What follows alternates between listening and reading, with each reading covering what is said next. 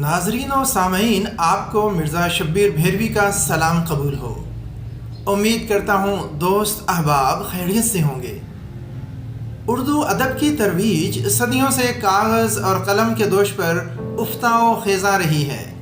अब दौर जदीद के तकाज़ों के पेश नज़र हम इलेक्ट्रॉनिक मीडिया के ज़रिए तरवीज अदब का फ़रीज़ा अदा करने जा रहे हैं। इसी गर्ज़ से यूट्यूब पर फ़नकार के नाम से एक चैनल का आगाज़ हो चुका है। इस चैनल से उर्दू गज़लियात के ज़िम्न में रोज़ाना सुबह 7 बजे एक गज़ल ऑन एयर की जा रही है और अब तक दर्जनों शुअरा की गज़लियात पर मबनी वीडियोस ऑन एयर हो चुकी हैं। आज से हम फ़नकार के चैनल से अदबी किताबों पर किए गए तबसरे और इजहारिये की भी सीरीज़ का आगाज़ कर रहे हैं। हम सब आपकी मोहब्बतों और दुआओं के तलबगार हैं। आपसे दरख्वास्त है कि आप अपनी मोहब्बत का इजहार इस चैनल को सब्सक्राइब, वीडियोस को लाइक और अपने दोस्तों में शेयर करके कीजिएगा। मारूफ अफसाना निगार आगा गुल के अफसानवी मजमूए गोरेज पे जनाब राजा रिसालो की राय पेश करने से कबल अफसानवी मजमूए का तारुफ हाज़िर खिदमत है। उर्दू अफसाने में आगा गुल का नाम एक मोतबर हवाला है। उनके दर्जनों अफसाने उर्दू अदब के सफ़हात की जीनत हैं। 2004 ईस्वी में आगा गुल के 12 अफसानों पर मुश्तमिल अफसानवी मजमूआ गोरेज के उन्वान से मशहूर पब्लिकेशंस क्लासिक लाहौर से शाया हुआ। इस अफसानवी मजमूए का सरे वरक दीदा ज़ेब होने के साथ साथ तहरीरी आर्ट से भी मुज़य्यन है, जो ज़ुबैदा आगा के दस्ते हुनर का मुजज़ा है। किताब के बैक टाइटल पर आगा गुल की तस्वीर है और साथ ही आगा अमीर हुसैन के इजहारिये का मुख्तसर हिस्सा तहरीर है। मोहतरम सामईन और नाजरीन, इस वीडियो में हम जनाब राजा रिसालू के ख़यालात आपकी खिदमत में पेश करेंगे, जो उन्होंने आगा गुल के अफसानवी मजमूए गोरेज के लिए लिखे और वो इसी अफसानवी मजमूए में सफ़ा नंबर 7 और 8 पर दर्ज हैं।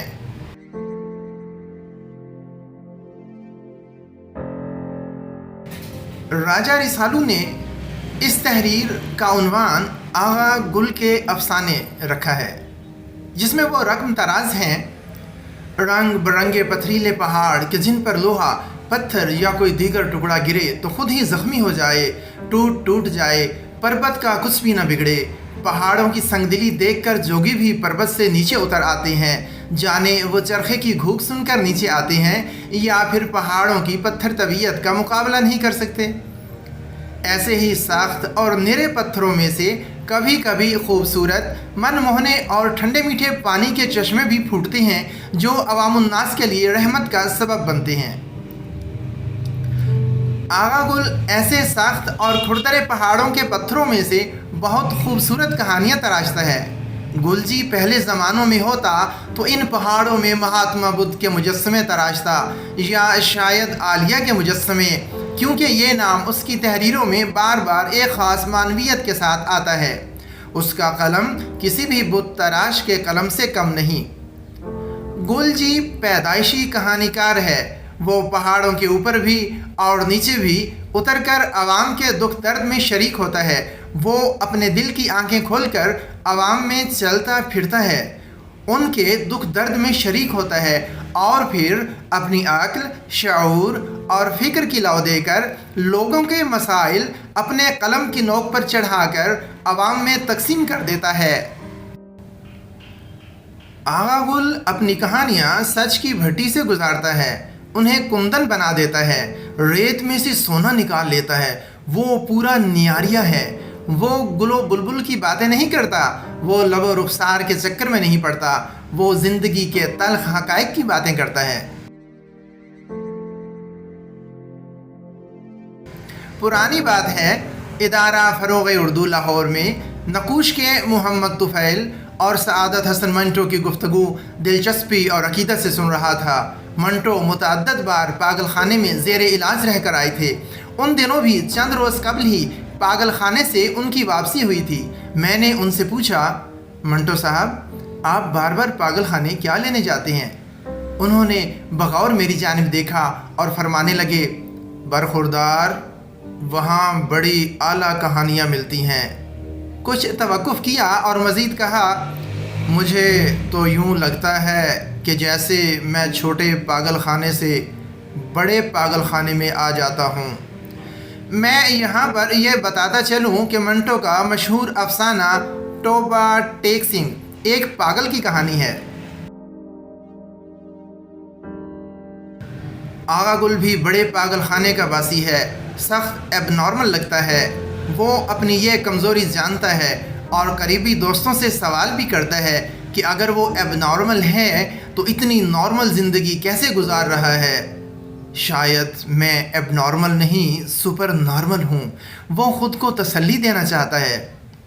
میرا خیال ہے کہ وہ سینٹی اور انسینٹی کے درمیان جھولتا رہتا ہے، پہاڑوں سے باتیں کرتا ہے، ندیوں سے گفتگو ہوتی ہے، صحراؤں کو آوازیں دیتا ہے، وادیاں، ہوائیں، جنگل، سب کچھ اسے محسوس ہوتے ہیں۔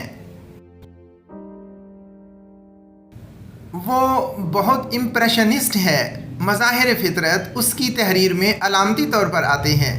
اپنی کہانیوں میں وہ کن باتوں کی نشاندہی کرتا ہے، کیا کچھ کہہ گزرتا ہے، آپ خود ہی اندازہ لگا سکتے ہیں۔